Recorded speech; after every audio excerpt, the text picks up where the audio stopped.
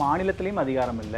மத்தியிலயும் நம்ம பாஜக மாதிரியான ஒரு கட்சி ஆட்சியில இருக்கும்போது, அவங்களையும் எதிர்த்துட்டு இருக்க முடியாது. மாநிலத்திலயும் 2 எதிர்ப்புகள வச்சு இங்க தமிழகத்துல திமுகவால சர்வே பண்ணிற முடியுமா? தங்களை ஆளாக்கியவர்களே அவரையே எதிர்த்து அரசியல் பண்ணி, பெருந்தலைவர் காமராஜரை எதிர்த்து அரசியல் பண்ணி, மூதறிஞர் ராஜாஜியை எதிர்த்து அரசியல் பண்ணி, அதெல்லாம் பண்ணித்தானே ஆட்சிக்கு வந்தது. அதிமுகவும் திமுகவும் ஒன்றாக இணைந்து சேரும் பட்சத்தில் பாஜக தேவையா? தாவேகா கூட்டணியே இந்த அந்த 29 தேர்தல் வரைக்கும் இதே அளவுக்கு ஈக்குவேஷன்ல இருக்குமானே நிறைய சொல்ல முடியாது. பாஜகவை எதிர்க்கும் வரை நாங்கள் திமுக பக்கம்தான் அப்படின்ட்டு நேற்று முந்தா நாள் கூட ஒரு தலைவர் பேசுறாரு. அதனால திமுகவோட நட்பு தான் பேசுறாரு. நான் ஏன் திமுக எதிரியாவே தான் பார்த்தாகணுமா அப்படின்லாம் கேள்வி எழுப்புறாரு. அப்போ ஏதோ அந்த கூட்டணிக்குள்ள வேண்டா வெறுப்பா இருக்கிற மாதிரி இருக்காரு. உள்ளுக்குள்ள அந்த கட்சி இந்த தேர்தல் முடிவுகளுக்கு பிறகு கொஞ்சம் கலகலத்து போய், அதனால தான் இன்னும் நிறைய குரல்கள், பல குரல்கள் ஒலிக்குது. வன்னியரசு ஒன்று சொல்றாரு, அவங்க கட்சியினுடைய தலைவர் இன்னொன்று சொல்றாரு இல்லையா? பொருளாளர் எஸ்.எஸ். பாலாஜி வேற மாதிரி சொல்றாரு. இதே தான் நீங்க இடதுசாரிகள் மத்தியிலையும் பார்க்குறீங்க. விசிகாவை தேர்தலுக்கு முன்னாடியே அவங்க ரொம்ப விருப்பப்பட்டு அந்த வந்தா நல்லா இருக்கும்னு பிரியப்பட்டு வெளிப்படையாவே அழைப்பெல்லாம் கொடுத்தாங்க. உள்ள வந்ததுக்கு அப்புறம் இவ்வளவு குறைச்சல் இருக்கும்னு விஜய் அவர்கள் எதிர்பார்க்கலையோ? அவர் ஒருவேளை இப்படி நினைச்சிருக்கலாம். அமைச்சரவைக்கு வந்த உடனே நம்ம எல்லாரும் ஒரே சுருதியில இந்த இசையை மீட்டுவோம்னு நினைச்சிருக்கலாம். ஆனா அது நடக்கல. பாமகவுடைய நெருக்கம், இணக்கம் திருமாவளவன் அவர்களை டிஸ்டர்ப் பண்ணுதா? நம்முடைய தமிழக அரசியல் ஒரு 20-25 வருஷத்துக்கு முன்னாடி ஒன்று நீங்கள் தலித்துகளோடு இருக்கணும், இல்லைன்னா நீங்கள் வன்னியர்களோடு இருக்கணுன்ற மாதிரி துரதிருஷ்டவசமாக அப்படி ஆயிடுச்சு. இந்த மந்திர எண்ணெய் ஏற்ற வரைக்கும் பெரிய துன்பம் தான். இவங்க இருந்தாலும் துன்பம் தான், அவங்க இருந்தாலும் துன்பம் தான். கூட்டணி அரசு ஒத்து வராது, தமிழக மக்கள் விரும்ப மாட்டாங்கன்னு திமுக அதிமுக தொடர்ச்சியாக பேசிட்டே வந்தாங்க. அதை மீறி தாவேகா வேற வழி இல்லாமல் அந்த அமைச்சரவை கொடுத்தாங்க. தனிப்பெரும்பான்மையே தான் சிறந்தது போல இருக்கேன்ற இடத்துக்கு இவங்களே சேர்ந்து விஜயை தள்ளிடுவாங்கன்ற மாதிரி தானே இருக்கு. உண்மை அப்படித்தான் நடந்துட்டு இருக்கு. மாநிலத்திலையும் அதிகாரம் இல்லை, மத்தியிலையும் நம்ம பாஜக மாதிரியான ஒரு கட்சி ஆட்சியில் இருக்கும்போது அவங்களையும் எதிர்த்துட்டு இருக்க முடியாது. மாநிலத்திலையும் 2 எதிர்ப்புகளை வச்சு இங்க தமிழகத்துல திமுகவால சர்வே பண்ணிட முடியுமா? எல்லாரையும் எதிர்த்து தானே அரசியல் பண்ணி வந்த கட்சி அது. 67 வரைக்கும் அப்படித்தானே. 18 சினாரியோ 2014க்கு அப்புறம் தந்தை பெரியாரையே எதிர்த்து, தங்களை வளர்த்து விட்டவர்களையே எதிர்த்து, தங்களை ஆளாக்கியவர்களே அவரையே எதிர்த்து அரசியல் பண்ணி, பெருந்தலைவர் காமராஜரை எதிர்த்து அரசியல் பண்ணி, மூதறிஞர் ராஜாஜியை எதிர்த்து அரசியல் பண்ணி, அதெல்லாம் பண்ணி தானே ஆட்சிக்கு வந்தது. அதுக்கப்புறம் திமுகவுக்கு இவ்வளோ இழப்புன்னா நீங்க சொல்ற மாதிரி எமர்ஜென்சியால அவ்வளவு பாதிக்கப்பட்டு உடனடியா இந்திரா காந்தியை முன்னிறுத்தி கலைஞரால கன்வின்ஸ் பண்ண முடிஞ்சு ஒரு வெற்றியை வாங்க முடிஞ்சது. ஜெயலலிதா கிட்ட இருந்து உடனடியாக காங்கிரஸை விட்டு வாஜ்பாய் கிட்ட போய் மக்களை கன்வின்ஸ் பண்ணி ஒரு பெரிய வெற்றி அடைய முடிஞ்சது. உடனடியாக வாஜ்பாய் விட்டு காங்கிரஸ் கிட்ட போய் திரும்பவும் ஒரு மிகப்பெரிய வெற்றியை திமுகவால் செய்யும். ஸோ இந்த முறை அப்படி பாஜக கிட்ட போனால் ஸ்டாலினால் அதை செய்ய முடியாது, கலைஞர் அளவு கன்வின்ஸ் பண்ண முடியாதுன்றதுனால நம்ம அதுக்கு இவ்வளோ கூறுகள்லாம் வைக்கிறோமா சார்? இல்லை, அவங்களே வாஜ்பாய் தலைமையில் இருந்த பாஜக வேற, இப்போ இருக்கிற பாஜக வேற, மோடிக்கு அப்புறம். ஆமாம் அப்படின்னு பலமுறை சொல்லியிருக்காங்க. அதனால அவங்க they will have to eat their words. அவங்க சாப்பிட்டதெல்லாம், அவங்க சொன்னதெல்லாம் அவங்க சாப்பிட வேண்டி வரும். ஓகே, அவங்க விழுங்க வேண்டி வரும். அந்த இடத்துக்கு அவங்க போக தயாரா தெரியல. அவங்களுக்கு என்ன மாதிரி சங்கடங்கள் இருக்கு, இந்த தாவேகா ஆட்சி அவங்களை எந்த அளவுக்கு அவங்கள நெருக்குது, இதெல்லாம் பொறுத்து தான் அவங்க அங்கே ஒரு பாதுகாப்பு தேடணுன்ற ஒரு எண்ணத்துக்கு வரலாம். நான் முன்னாடியே சொன்ன மாதிரி சில சட்ட முன்வரைவுகள் இவங்க சொல்கிற யோசனைகளை ஏற்று அதை கொஞ்சம் மாற்றி அமைச்சா ஒருவேளை அங்கே இணக்கம் காட்டுறதுக்கு வாய்ப்பு இருக்குது. அதனால் இவர்களுக்கு ஏதேனும் அவங்க அங்கேருந்து வரக்கூடிய உதவியும் கிடைக்கலாம். இது ஒரு பக்கம். தேர்தலை பொறுத்தவரையில் என்ன கேட்டால், திமுக அதிமுக கூட்டு என்பதை அது கூட அடிமட்ட தொண்டர்கள் எப்படி எடுத்துக்குவாங்கன்னு தெரியல. ஆனால் பல பேர் 2வது 3வது கட்ட தலைவர்கள் அதை பற்றிலாம் தப்புன்னு கேட்குறாங்க, பேச ஆரம்பிச்சிட்டாங்க. அதனால அந்த நிலை கீழே இறங்கி வந்துடும். அது கீழே வரைக்கும் அது நமக்கு ஒரு பொது கட்டாயம், பொது எதிரி வந்தாச்சு அப்படி நடந்துடலாம். அதனால அதுதான் ரொம்ப இயற்கையான ஒரு கூட்டணியாக இருக்கும்னு எனக்கு தோணுது. எதிர்க்கணும், விஜயை எதிர்க்கணும், நீங்க பாஜகவை தள்ளிட்டு கூட இப்படி வந்துடலாம். இல்லை பாஜக தான் வேணும் அப்படின்னா அந்த மாதிரி நீங்க பண்ணீங்கன்னா நீங்க தெரியல அது எப்படி வரும்ன்ட்டு. அந்த இடத்துக்கு போவாங்களா? அதிமுகவும் திமுகவும் ஒன்றாக இணைந்து சேரும் பட்சத்தில் பாஜக தேவையா? ஓகே, மாநில உரிமைகளுக்கு வலுவாக குரல் கொடுக்கும் 2 மாநில கட்சிகள் ஒன்றா சேர்ந்து ரொம்ப நாளைக்கு பிறகு மீண்டும் அந்த தேர்தலை சந்திக்குது. மதச்சார்பற்ற கூட்டணின்னு விஜய் சொன்னாலும் கூட அவர் பாஜக எதிர்ப்பில் அவ்வளவு மும்முரமாக இல்லை அப்படின்னு. இதில் நிறைய சிக்கல்கள்லாம் இருக்குது. இப்போ எடப்பாடி வந்து பாஜக எதிர்ப்பை மீண்டும் அவ்வளவு தீவிரமாக கையில் எடுப்பாரா? கண்டிப்பாக அது தெரியாது நமக்கு. இதெல்லாம் இருக்குது. அதனால் பாஜகவோடு ஃப்ளோர் கோஆர்டினேஷன் அது ஒரு வேளை நடக்கலாம். சிலதெல்லாம் நடந்துச்சுன்னா ஓகே. ஒரு மிக நெருக்கடியான சூழலில் திமுக தலைமை இருக்குது இந்த ஆட்சி கீழே அப்படின்னா அங்கே அதை நோக்கி நகரலாம். ஏற்கனவே அங்கே அவங்களுக்கும் இவங்களுக்கும் சந்திப்புகள்லாம் நடந்ததாக தகவல்கள் வெளியில் இருக்குது. அது எவ்வளோ தூரம் உண்மைன்னு தெரியல. ஆனால் இது வந்து ஒரு நல்ல வாய்ப்புன்னு நான் நினைக்கிறேன். 29 தேர்தலில் திமுக வந்து ஒரு இடம் வெல்லலைன்னா கூட பிரச்சனை இல்லைன்னு நான் நினைக்கிறேன். ஏன்னா 29 தேர்தலில் என்ன பெரிய அவங்களுக்கு அடுத்த பெரிய பரீட்சை நான் நினைக்கிறது 31. அதுக்கு உங்களை தயார்படுத்திக்கிட்டா போதும். 29ல் நீங்கள் 40 திமுக காரங்களுக்கே இடம் கொடுக்கலாம். ட்ரை பண்ணி பார்த்துடலாம். ஆமாம், நிற்கலாம். அதில் அத்திப்பூத்தா மாதிரி ஒருத்தர் 2 பேர் எங்கேயாவது வெற்றி பெற்று வந்துவிடலாம். வருவாங்கன்னு நான் நினைக்கிறேன்.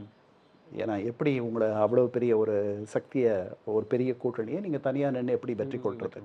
ஆனாலும் நீங்கள் அதை பண்ணி பார்க்கலாம். நீங்கள் 77 அப்படி தான் நின்னீங்க. தனியாக சட்டமன்ற தேர்தலில் யாருடைய உதவியும் இல்லாமல் 230 இடங்களில் நீங்கள் தனியாக நின்னீங்க. 4 இடங்கள் ஒரு தோழமை கட்சி கொடுத்தீங்க, ஒரு உதிரி கம்யூனிஸ்ட் கட்சி. அது நீங்கள் ஏற்பாடு பண்ண கட்சி தான். அவங்களுக்கு தனியாக ஒரு பெரிய ஆதரவு தடம்லாம் கிடையாது. பண்ணீங்க, 48 இடங்கள் ஜெயிச்சிங்க. பட் அது 4 முனை போட்டி. எம்ஜிஆரும் ஏறக்குறைய தனியாக நின்னார். ஒருத்தர் 2 பேர் தான் அவரோட கூட இருந்தாங்க. முஸ்லீம் லீக் கூட இருந்துச்சு, இன்னும் ஒரு கம்யூனிஸ்ட் கட்சி கூட இருந்துச்சு. இவ்வளோதான், இடதுசாரிகள் கூட இருந்தாங்க. அப்போ நின்னார். அவர் 130 இடங்கள் 129 இடங்கள் வந்தார். இவங்க 48 இடங்கள் வந்தாங்க. 25% வாக்குகள் வாங்கினாங்க. ஓகே. அதனால் இது வந்து இந்த 29 தேர்தலில் தோற்றாலும் பரவாயில்ல அப்படின்ற மாதிரி நினச்சி உங்கள் கட்சியை வலுப்படுத்துறதுக்கும் நீங்கள் கூட்டணி பண்ணும்பொழுதெல்லாம் பல பேருக்கு வாய்ப்புகளை மறுத்து தான் ஆகணும், வேறு வழி இல்லை. அது நடக்குது. கட்சியை எப்படி நீங்கள் வந்து திருப்பி புத்துயிர் ஊட்டுவீங்க? ஆனால் இப்போ நம்ம இந்த கூட்டணி கணக்குகளை பேசுகிறோம். ஆனால் இப்போ தாவேகா கூட்டணியே அந்த 29 தேர்தல் வரைக்கும் இதே அளவுக்கு ஈக்குவேஷன் இருக்குமானே நிறைய சொல்ல முடியாது. ஏன்னா திருமாவளவன் அவர்கள் வெளிப்படையாக பேசுகிறாரு, சிபிஐ வீரபாண்டியன் அவர்கள் கடுமையாக விமர்சிக்கிறாரு, அந்த சுப்ராயன் எம்பி எல்லாரும் விமர்சனம், அன்புமணி கிட்ட ஒரு நெருக்கம் காட்டுறாங்க. ஸோ இருக்கிற கூட்டணியே உறுதியாக இல்லைங்கிற மாதிரியான ஒரு சமிக்கைகளும் தெரியுது. ஆமாம், இவங்களே கூட திருப்பி திமுக பக்கம் கூட போவதற்கு வாய்ப்பு இருக்குது. இங்கே இருக்க சில பேர் அதுக்கு வாய்ப்பு இருக்குன்னு நினைக்கிறீங்க? இல்லை, அப்போ அப்படி தானே பேசுகிறாங்க. சில தலைவர்கள்லாம் வந்துட்டு பாஜகவை எதிர்க்கும் முறை நாங்கள் திமுக பக்கம்தான் அப்படின்ட்டு நேற்று முந்தா நாள் கூட ஒரு தலைவர் பேசுகிறாரு. அதனால ஏதோ எங்கள் உடம்பு தான் இங்கே இருக்குது, மனசெல்லாம் அங்கே இருக்குன்னு தொடக்கத்தில் சொன்னாங்களே, அந்த மாதிரி வந்து தொடர்ந்து ஒரு இந்த மாதிரி இந்த கூடு விட்டு கூடு பாயிற வித்தையை நம்முடைய தமிழக அரசியல் கட்சி கூட்டணி கட்சிகள் கொஞ்சம் பேராவது அதை பண்ண தெரிஞ்சு வச்சுருக்காங்க. நான் ஸ்பெசிஃபிக்காக திருமாவளவன் அவர்கள் கம்யூனிஸ்டுகள் கூட வெளியிலேருந்து ஆதரவுனால அவங்க விமர்சிக்கிறத புரிஞ்சுக்க முடியும். அமைச்சரவைக்குள்ளே இருக்காங்க, அவங்களால அமைச்சராக இருக்கார். அப்படிங்கிற பட்சத்தில் இப்போ ஏன் சமூக நீதித்துறைன்னு பேரை மாற்றினீங்கன்னு நேற்று வந்து பேசுகிறாரு. வன்னியரசு அந்த சமூக நீதித்துறை மாற்றினதுக்கான வரவேற்பை எல்லாம் தெரிவித்து அந்த விஷயங்கள்லாம் பார்த்து இப்போ இந்த இதை முன்னெடுக்கிறாரு. திமுகவோட நட்பு தான் பேசுகிறாரு. நான் ஏன் திமுக எதிரியாவே தான் பார்த்தாகணுமா அப்படின்லாம் கேள்வி எழுப்புறாரு. அப்போது ஏதோ அந்த கூட்டணிக்குள்ளே வேண்டா வெறுப்பாக இருக்கிற மாதிரி இருக்காரு. இல்லை, நான் நினைக்கிறேன் விசிகா உள்ளே இருக்கக்கூடிய உட்கட்சி பிரச்சனைகள் வெளியில் இந்த மாதிரிலாம் வருதுன்னு நினைக்கிறேன். ஓகே. உள்ளுக்குள்ளே அந்த கட்சி வந்து இந்த தேர்தல் முடிவுகளுக்கு பிறகு கொஞ்சம் கலகலத்து போயிருக்குன்னு நான் நினைக்கிறேன். ஏன், என்ன இல்லை, முதல்ல அவங்க ஆதரவு தளம் அவங்கள விட்டுட்டு பெரும்பாலும் நழுவிடுச்சு. அவங்க விஜய் அந்த பக்கம் போயிடுச்சு. அதை வந்து அவங்க இன்னும் அவங்களால முழுமையாக ஏற்றுக்கிட்டு ஜீரணம் பண்ண முடியல. அது உண்மை. அது அப்படி ஆதரவு தளம் போயிருந்தா இவங்க அவங்களோட தோழமை மந்திரி சபைக்கே போயிருக்கூடாதுல்ல சார். எதிர்த்து நின்று தானே நம்ம அந்த வாக்கை திரும்ப மீட்க முடியும். ஆங்கிலத்தில் ஒரு பழமொழி உண்டு. அந்த பழமொழி என்ன சொல்லும்? If you can't beat them, அவங்கள நீங்கள் வெல்ல முடியவில்லை என்றால் ஜாயின் தெம், ஓகே, அவங்களோட சேர்ந்துருங்க அப்படின்னு ஒரு பழமொழி இருக்கு. அதைத்தான் அவங்க பண்ணுறாங்கன்னு நினைக்கிறேன். முழுசாக அவங்களுடைய ஆதரவு தளம் பறிப்போகிறதுக்கு முன்னாடி அவங்களோட சேர்ந்து தங்களுடைய இருப்பை தக்க வச்சுக்கணும்னு நினைக்கிறாங்க. அது அது காலம்தான் சொல்லும் அது சரியான ஒரு யுக்தியா அப்படின்ட்டு. அதனால் கட்சி உள்ள இந்த தேர்தல் முடிவுகள் பல கலக குரல்கள், எதிர்குரல்கள், தலைவர் வந்து வேற மாதிரி முடிவு எடுத்திருக்கணும், சரியா முடிவு எடுக்கலை, இப்படிப்பட்ட எண்ணங்கள், இதெல்லாம் வந்து இருக்குன்னு எனக்கு தோணுது. அதான் அதெல்லாம் தேர்தல் முடிவுகளுக்கு அப்புறம் நடந்தது. ஆனா இப்போ நம்ம ஒரு இடத்துல போயிட்டோம், விஜய்ங்கிற ஒரு சக்தியோட நம்ம இருக்கோம். இல்லை, இன்னும் அதெல்லாம் தொடர்ந்து அமைச்சராகவே நம்ம கட்சியில் ஒருத்தர் இருக்காருங்கும் போது அப்போ இன்னும் அந்த கலக குரல்கள் வெடிக்கிறதுக்கு என்ன காரணம்? அதனால தான் இன்னும் நிறைய குரல்கள், பல குரல்கள் ஒலிக்குது. வன்னியரசும் ஒன்று சொல்றாரு, அவங்க கட்சியினுடைய தலைவர் இன்னொன்று சொல்றாரு இல்லையா? பொருளாளர் எஸ்.எஸ். பாலாஜி வேற மாதிரி சொல்றாரு. இதையே தான் நீங்க வந்து இடதுசாரிகள் மத்தியிலையும் பார்க்குறீங்க. கரெக்ட். அவங்க தலைவர் ஒன்று சொல்றார், மற்றவர்கள் ஒரு 2-3 பேர், பாலபாரதி ஆகட்டும் இல்லை கனகராஜ் அவங்கெல்லாம் வந்து வேற மாதிரி அவங்க ஒரு கட்சிக்குள்ளேயும் திமுக ஆதரவு நிர்வாகிகள் அப்படி இருக்கிறவங்க எடுத்துக்கலாம். இப்போ திமுகவுக்கு கூட இருக்கிற சங்கடம் என்னன்னா, உங்களுக்கு 2001 2006 வரைக்கும் காங்கிரஸ் தமிழ்நாடு காங்கிரஸ் கட்சிக்குள்ள அலமாரி திமுகவினர், அலமாரி அதிமுகவினர் இருந்தாங்க. ஆமாம், அது எல்லா காலகட்டத்திலும் டிஎம்கே மேன், கிளாசட் ஏடிஎம்கே மேன். 2006க்கு பிறகு அவங்க முழுக்க ஏறக்குறைய அலமாரி திமுகவினராக மாறிட்டாங்க. 2024 வரைக்கும் அவங்கள தட்டி கேட்கறதுக்கு யாருமே இல்லை. 2024 திடீர்னு புதிதாக இந்த அலமாரி திமுகவினரை, காங்கிரஸ்காரர்களை தட்டி கேட்பதற்கு ஒருத்தர் 2-3 பேர் புறப்பட்டாங்க. ஜோதிமணி, மாணிக்கம் தாகூர், பிரவீன் சக்கரவர்த்தி. இப்போ இந்த கட்சியில வந்து அவர்களுடைய கையும் அவர்களுடைய குரலும் ஓங்கி ஒலிப்பதாக எனக்கு தோன்றுது. அதனால தான் அந்த திமுக தனித்து விடப்பட்டிருக்கு. இல்லைன்னா இன்னும் கூட பழைய காங்கிரஸ்காரர்கள் பல பேர் இன்னும் அலமாரி காங்கிரஸ்காரர்களாகத்தான் இருக்காங்க. கண்டிப்பா. இது விஜய்க்கு இது நெருக்கடி தானே சார்? இப்படி கூட்டணிக்குள்ள இருந்துகிட்டு தொடர்ச்சியா இப்படி பேசுறது, குறிப்பா அவங்க விசிகாவை தேர்தலுக்கு முன்னாடியே அவங்க ரொம்ப விருப்பப்பட்டு அந்த வந்தா நல்லா இருக்கும்னு பிரியப்பட்டு வெளிப்படையாவே அழைப்பெல்லாம் கொடுத்தாங்க. உள்ள வந்ததுக்கு அப்புறம் இவ்வளவு குறைச்சல் இருக்கும்னு விஜய் அவர்கள் எதிர்பார்க்கலையோ? இல்லை, அந்த முதல் 4 நாள் அவர் ஆட்சிக்கு வர்றதுக்கு முன்னாடி நடந்ததெல்லாம் பார்க்கும்பொழுது இதெல்லாம் எப்படி அவர் எதிர்பார்த்திருக்காது இருக்க முடியும். ஓகே, நான் நினைச்சேன் அவர் ஒருவேளை இப்படி நினைச்சிருக்கலாம். அமைச்சரவைக்கு வந்த உடனே நம்ம எல்லாரும் ஒரே சுருதியில இந்த இசையை மீட்டுவோன்னு நினைச்சிருக்கலாம். ஆனா அது நடக்கலை. இது வந்து இந்த ஆட்சிக்கு ரொம்ப உகந்ததா இருக்கிறதா நான் நினைக்கிறேன். அவங்க வந்து அவங்களுக்கு இது பிடிக்கலன்னு தான் நினைக்கிறேன். ஓகே, இது வந்து ஒரு அபஸ்வரம் மாதிரி தான் இருக்கு இல்லையா? இது வெளிப்படையாவே இப்போ பாமகவுடைய நெருக்கம், இணக்கம் திருமாவளவன் அவர்களை டிஸ்டர்ப் பண்ணுதா? அதனாலதான் இவ்வளோ வெளிப்படையா அமித்ஷா எனக்கு ஃபோன் 2-3 நாள் முன்னாடி என்கிட்ட பேசுறாரு, அப்போ எனக்கு எங்கெல்லாம் செல்வாக்கு இருக்குங்கிறத நீங்க புரிஞ்சுக்கோங்கன்னு விஜய்க்கு சொல்ல வராரா? இல்லை, அதாவது நம்முடைய தமிழக அரசியல் ஒரு 20-25 வருஷத்துக்கு முன்னாடி ஒன்று நீங்கள் தலித்துகளோடு இருக்கணும், இல்லைன்னா வந்து நீங்கள் வன்னியர்களோடு இருக்கணுன்ற மாதிரி துரதிருஷ்டவசமாக அப்படி ஆயிடுச்சு. அப்படிலாம் இருக்க வேண்டியதில்லை. 2 பேரும் இருக்கலாம், ஒரே இடத்துல இருக்கலாம், எல்லாரும் சேர்ந்து தானே வாழணும். தேர்தல் அது கை கொடுக்கல, அதனால அப்படி ஆயிடுச்சுன்னு சொல்ல வரேன். அதனால இல்லை, தலைவர்கள் வந்து முதல்ல ஒத்து போகணும், அந்த இணக்கத்தை வந்து கீழே அவர்கள் கொண்டு செல்லணும். அதுக்கு வந்து ஒரு சமுதாய மாற்றம் நடக்கணும். இந்த மண், சமத்துவத்தை நாடுகிற இந்த மண்ணில் சமூக உணர்வு நிறைய வேரூன்றி போயிருக்கு இல்லையா? அதனால எனக்கு தெரிஞ்சு ஒரு 50-60 ஆண்டுகளாக சமூக பெயர் கொண்டு எந்த அமைச்சருமே இருக்க மாட்டார். ஆனால் உங்களுக்கு எடப்பாடி அமைச்சரவையில் அல்லது ஜெயலலிதா அம்மையார் அமைச்சரவையிலேயே ரெட்டின்ட்டு ஒரு அமைச்சர் வந்தார், பாலகிருஷ்ண ரெட்டி வந்தார். எனக்கு அது கொஞ்சம் புதுமையாக இருந்தது. அதெல்லாம் நம்ம நிறைய ரெட்டியார்கள் இருக்காங்க, ஆனால் பெயர்லேயே அப்படி இருக்கிற ஒரு பாங்கு வந்துட்டு ரொம்ப நாள் நம்ம மறந்தே போயிருந்தோம். இது என்னமோ ஆந்திரா மாதிரி, தெலுங்கானா மாதிரி, கர்நாடகா மாதிரி, இந்த மாதிரி கேரளா மாதிரி இதெல்லாம் நமக்கு பழக்கமே இல்லாத ஒன்று. இதெல்லாம் வந்து புதிதாக அப்போ எங்கே போயிட்டுருக்கோன்னு எனக்கு சரியாக தெரியல. அதனால் இப்போது அவரே சொல்லியிருக்கார், திருமாவளவனே வந்து அன்புமணியை பற்றிலாம் சொல்லியிருக்காரு 2-3 நாள் முன்னாடி அவர் பேசின பேச்சில். அதனால் அந்த அச்சம் அவருக்கு இருக்குது. தாவேகா தரப்புல இருந்து பார்க்கும்போது 4 எம்எல்ஏ வச்சிருக்காங்க, பெருசாக நம்மளது தொல்லை கொடுக்க மாட்டாங்க. ப்ளஸ் ஒரு சமூக வாக்கு வங்கி, ஒரு கம்யூனிட்டி பேக்கப்பும் இருக்குது, நம்ம அதை வச்சு நம்ம ரோல் பண்ணலாம். இவர் 2 எம்எல்ஏ வச்சிருக்காங்க. ஏற்கனவே இவருடைய வாக்கு வங்கி நம்மகிட்ட தான் இருக்குன்னு அவங்க நம்புறாங்க. ஸோ அப்படி வச்சு பார்க்கும்போது 4ஆ 2ஆ எங்கெங்கெல்லாம் அரசியல் பலம் இருக்குன்னு போது பவர் பாலிடிக்ஸில் நீங்கள் 4 தானே டிக் பண்ண வாய்ப்பு இருக்குது. இல்லை அதாவது அவங்கள பொறுத்த வரைக்கும் இந்த மந்திர எண் அவங்களுக்கு தேவை. எஸ் 118 தேவை. தேவை. 118 வர்றதுக்கு அவங்க எவ்வளோ முடியுமோ அது இப்போ ஒரு 6 பேர் ஏற்கனவே விலகிட்டாங்க. அந்த மந்திர எண்ணை நோக்கி போயிட்டு இருக்காங்க. பாமக வந்து இன்னும் கொஞ்சம்